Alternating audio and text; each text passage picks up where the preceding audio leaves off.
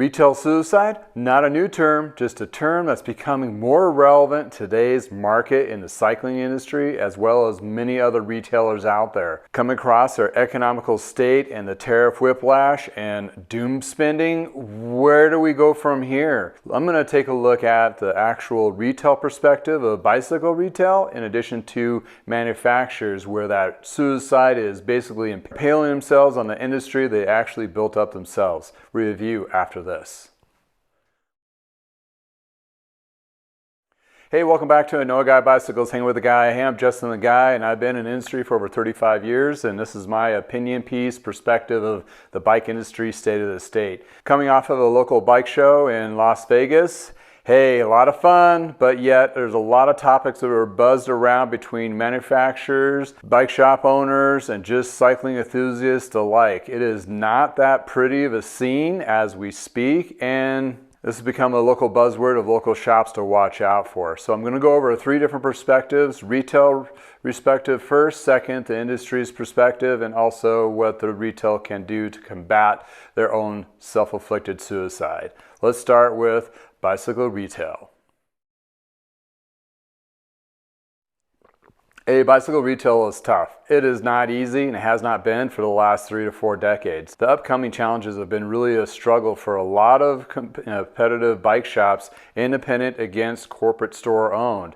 So with that particular perspective, a couple things that you got to really watch out for. One is the pricing. Pricing a product in your store versus online sales. Consumers are going to go straight to the cheapest price possible. So you got to provide some of those valued services to those pieces. In addition to, you got to have over and beyond customer service level to bring those customers back. So yes, poor customer service is something that's going to kill any brick and mortar store. The higher elitism of bike shops are going to be now part of the past because people are not going to be looking for that showroom Porsche experience. They're going to be looking for the warm hug and actually the help they actually do need where they can't find online, or for products to be taken care of after purchase. Also, a big problem with bike shops is inventory. They're going to have to scale back a lot of their inventory, not have everything, or go not as deep. Reason being, it's not selling.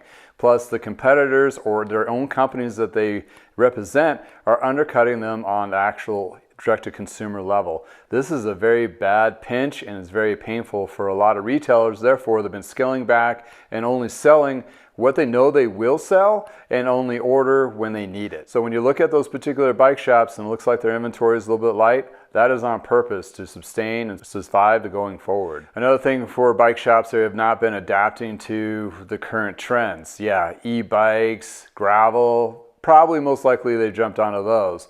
But also the direct-to-consumer sell bikes that are coming in their stores for service, they have like this snobbish attitude that has to go away if they want to sustain. Yeah, you're going to be working on that Canyon bike. Yeah, you're going to be working on that bike that was direct-to-consumer and it was no name brand, maybe made in a different country. Yeah, we know the big C word and not the other C word. But in any case, you're going to have to drop those tools, take care of the customer, and actually put some insight on the bike they're actually bringing in the door, because every customer counts at this point on. One of the big factors of bike shops failing is they're not engaging in their community. There's a lot of group ride activity going around them. People are out there riding on the bike paths, organized or non. Also, charity rides are a big opportunity to get out there and take care of those particular customers and communities. Yes, it's always in the busiest season, but you cannot not do it because that's where your biggest customer base you can grab with a very low lift. And those particular customers, if you treat them right, will be customers for life. This is a true tested philosophy for decades, and hey, that's why I'm doing the MS 150 year in and year out. Some years better than others for a return, but in any case, I'm still building that community and also building my own self. There's a video linked below of that particular topic. So that covers kind of the retail perspective of the self-inflicting suicide that they're going to be engaged or have already. Inventory is an issue, pricing is an issue, customers are not coming in the door. What can they do? Well, let's talk about the other elephant in the room. That would be the manufacturers. Yeah, they have done some big ass stinky stunts in the last 3 to 4 years, maybe 5, and that's a couple painful parts. Let's talk about the first topic that's really kind of pinched everybody in the butt. Direct-to-consumer sales. Yeah, when Truck and Specialized were scared to death of Canyon coming in and actually doing direct-to-consumer sales, well, yeah, it took a couple of years, but they followed suit. They kind of push all their product through their dealers in addition to the stores that they purchase. Oh wait, we'll get to that in a second. But direct-to-consumer sales actually undercuts the retailer, because why should I go into the store when I can just click and collect and have it sent to my house? And this whole rigmarole of like, oh, we can have it sent to your house by the dealer and have them like fit you and so forth. The dealers did not ask for this. They actually got force-fed this, and it's not a very good proposition for bike shops to do the dealer select, white glove, whatever you want to coin it, perspective. And you know what brand I'm talking about. And the other brand, well, we'll try to sugarcoat it. It's like, oh, we'll give a little kickback to the local dealer in the area, but that doesn't resonate to anything as in sales, and it doesn't really help that independent bike dealer. So yes, there's a lot of bad tension here. Oh, price cutting. Oh, this is a brutal one, because you know what? As bike dealers, you do your pre-season orders, you take a part of a shipment in the fall and then the rest of it in the spring. You figure out what seasonality you're in a different part of the world, but the same concept does apply. And what happens is you get that inventory, you put it on your floors, you get billed for it, and guess what? 2 months later, or even a month later, or they start discounting online, therefore you eroded your prices and you don't get a rebate check. A lot of those companies will not price protect their particular brands. Smaller companies have been, which is great. They'll give like a 30-day or 60-day price protection, but quite honestly, they all need to give a full season, year price protected. So if they're going to drop the prices in direct-to-consumer sales, they need to give a kickback to all the dealers on the bikes they have on the showroom floor that are not moving because they're being sold direct to the consumer. That is a very bad play. Suicidal, I would say. That goes to the inventory that gets forced on independent bike dealers. This has been going on for a long time, where you got to do an X number of each category, which may be not categories that are suited to their niche or their market, and actually have to carry that product and also pay for it to hit those higher price point levels. Bike shops are smart. They're going to scale back like, oh, I don't need to be a level 3. I'll be a level 1. Well, hell, I'll just buy on whenever it comes in. Yes, this whole tug and pull between the brands and the independent bike dealers has even gotten worse. So yeah, it's a big stinky situation. So the bike manufacturers, well, they basically ignored the independent bike dealer in the sense of giving him any kind of respect. They went ahead and bought a whole bunch of their own stores and put all those people in there and sold all that product, and also direct to consumer. The independent bike dealer has been taking it in the shorts. It doesn't matter if you're actually not close to any of these stores or you're right next door to one, which is very painful. It does or did happen. Well, guess what? What goes around comes around. Why? Well, they really realize that retail is hard, and the decisions that they made 3 years ago in the height of the boom, or 4 years or 5 years in the height of the boom, are now biting them in the butt, and they're scaling back because, you know what? They're not experts at it, apparently. Yeah, it sounds like I have a lot of anger issues. Well, the problem is the industry has been led by the leaders, the bigger brands, and they've been forcing the narrative for the last 25 years. They really pushed the concept stores, and now they have their own stores themselves, and they really have kind of abandoned independent bike dealers over all these decades. And that is very a troublesome part, because now they're going to have to rely on those independent bike dealers if they're still in business, most likely not. And the ones that still are really going to put it to them because, you know what? They're pissed off. Reason being is they've been given this big sugar-coated pile of bullshit and been eating it for the last several years. And guess what? That leads to my next topic. So here we have it. A scenario where the bicycle industry is in a very big struggle. The big boys have been taking several hits, and basically it's not getting any better. Between the tariff, whiplash, and everything else with the economy being unstable, and plus they bled out all their high-end bikes to discounted for the last 2.5 years. What the heck? There's no more customers buying those higher-end bikes between they've already have one or they're too afraid to buy anything. So in any case, they are put themselves in this boxed in situation where, yeah, they have to cut some of their stores, cut all the fat within the company itself, and try to figure out a solution within the next 3 to 10 years. Because right now, the demand is not what they have in stock, which they have 5 years plus years worth of stock, or more, and it's not the right mix of stuff. And if that's not the case, well, where they're producing or still trying to produce is not still the right stuff. They have not listened whatsoever, and therefore that trickles down to the independent bike dealers going, why are you still trying to push the same stuff that is not selling? Huh?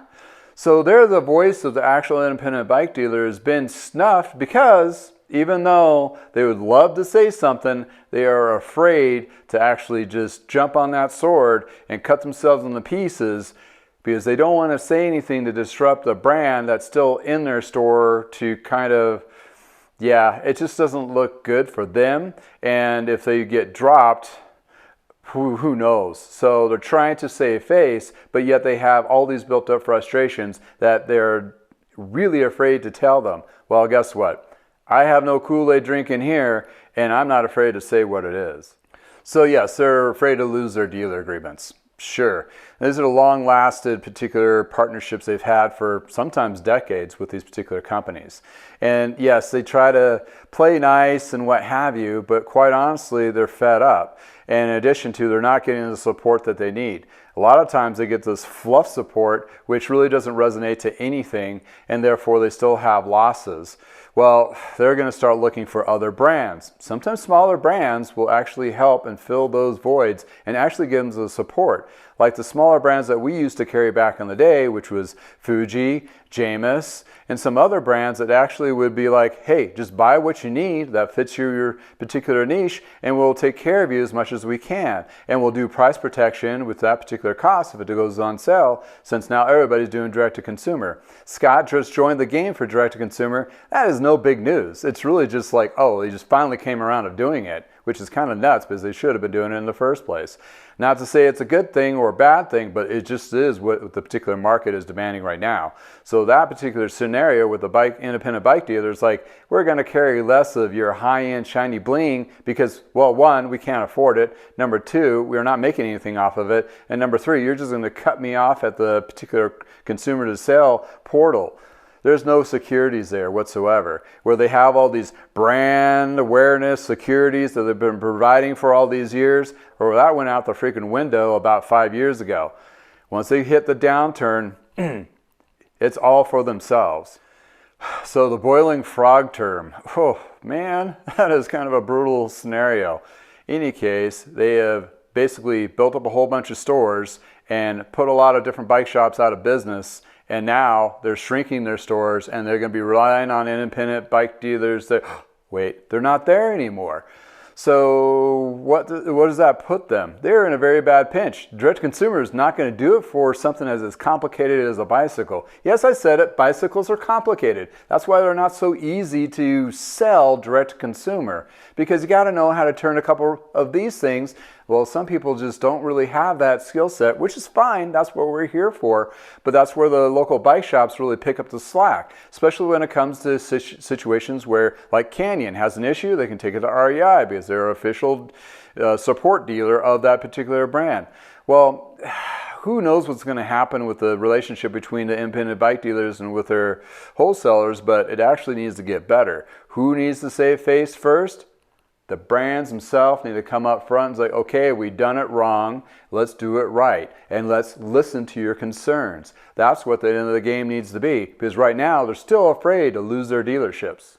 And without that competitive voice at the front line and listening what the customers need in addition to what the independent bike dealers need to support those customers, that is a big flaw that's been, I don't know, the sense of arrogance of these particular companies have just destroyed that. And hey, they're coming along on their own. In other words, they're realizing that the used market's really good, so we'll buy just used bikes, not new brands, and the used parts are just there as well.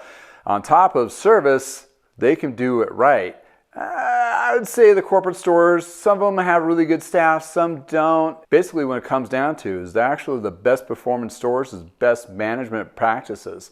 They don't have that. They're doing corporate best practices, which doesn't translate very well into retail practice. Therefore, they are never going to actually succeed, even though they have the best mechanics in the world. Because the local bike shops have a better philosophy and basically have a better community service. So this fear of losing everything from a bike shop owner and not saying anything to their particular brands have been giving them disheartened is basically going to really kill the bike brands. Reason being is they're not getting a true perspective. What they need is general polls where the bike shops are basically not disclosed and they actually voice their opinion and issues. Well, they're not going to listen. And a lot of them haven't listened. And maybe they're going to start listening, but guess what? It's maybe a little bit too late. I don't know. It kind of looks painful to me. So yes, we are in a very disruptive times. And yes, we are in very disruptive situations with retail. And it doesn't have to be just bicycle retail. It's across the board of any kind of outdoor retail. And also mortar industries. They're feeling the pinches from everything from tariffs, so lack of economy, job security, all those things. And some markets are worse than others. Some may not be affected at all, which I highly doubt. But those particular scenarios, the bike shop has to communicate to the brands to tell them, if you really want to survive and sustain this is what we're going to need from you, and be true, gloves off, brutally honest, and they're going to have to sit down and listen and understand where they went wrong, what direction they need to go forward to support the dealers, and bring back, yes, the 90s where they took care of the dealers and did all the securities and support and protected them from all the things that they could. But we're in a weird environment. Direct-to-consumer sales, corporate stores, big brands making the wrong stuff. Oh, but one thing that did come out of the actual bike show for sure is service-heavy oriented shops will do well. Second, the used market is a gold mine for a lot of bike shops to dig into and produce. Some shops have been having banner years for the last 2 years, including mine, have done really well with the used market. So therefore, there's a couple pieces of that bike shop mix that will work well. Can Specialized do that? Can Trek do the used market? Can the Pros Closet? Maybe. But that's a big maybe. That's really hard to put that into it. And plus, when they added super complicated bikes for the last 10 to 15 years, they've actually did it themselves, because nobody's going to want those. They're going to want something a little more simpler and easier. Guess what? There's a few brands that are actually producing bikes that you can work on yourself, that are not too many specialty tools, and general maintenance can be practiced on your own. And they're producing and they are doing well. And guess what? They're under $1,500. Go figure. A lot of the consumers want something that's a little bit easier to work on, something they can do themselves. And if they do get in a pinch, guess what? There's the bike shop around the corner, like mine, that will take care of those particular customers' needs. And if they need the full tune-up or whatever else, they're going to come back to me and have that service redone. It's called repeat customers. And when you look at click and collect sales, a lot of times there's no repeat customers on that, because you're behind a face of nothing, of a screen, not a person that's willing to take care of you and bend over backwards to do everything they can to keep you as a customer. I'll leave you with that note. But in any case, a lot of suicide is going on. A lot of shops have failed because they just didn't have the insights, or they were put in a pinch in a scenario where the Kool-Aid basically got tainted and turned into snake oil water. In any case, thank you for hanging out with me. Hopefully we'll have a big turnaround event, good weather, people go out and ride. They're out there, they're riding their bikes, as well as I. Thank you for hanging out with me in the garage, and until next time, I hope you have a wonderful day. I'll be featuring other topics that are maybe not as so doom and gloom, and hopefully I'm looking for some silver lining out there. Also, I have some additional Cabda bike show highlights I will be bringing in the days to come. Well, thanks for hanging out with me again. And again, if it's nice in your neck of woods, please get on that bike and go for a ride. We need to get that mental stress and just take a deep breath, and let's just do good, positive things. Until next time, have a great day.